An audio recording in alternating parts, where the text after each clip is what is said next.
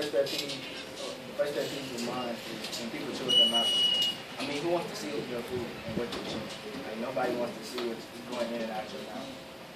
My second pet peeve is not answering questions. We all ask questions for a reason. Nobody, even though it might be stupid, we still want you to answer. My third pet peeve is being conceited. Nobody wants to see what you're wearing every day. I mean, sometimes it might be okay, but every day it just gets tired. Another one of my pet peeves is when people talk a good game, but they ain't not about nothing. Like real talk, no fake talk. If you talk, you gotta be about their life. Another one is when people talk behind your back, but when the time comes, they hold their tongue. Like, who does that? Why do that? If you have something to say, you open it.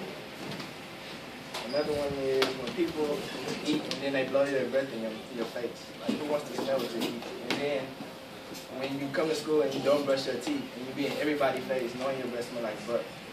Nobody wants to smell your breath. So, another one is when people think they know the lyrics for the song and then they sing it. But when you turn the music down, they sound like a horse getting beat. It's not pleasing to the ear. Nobody wants to hear you sing. By the interruption, teachers and students, we need to follow the students to report.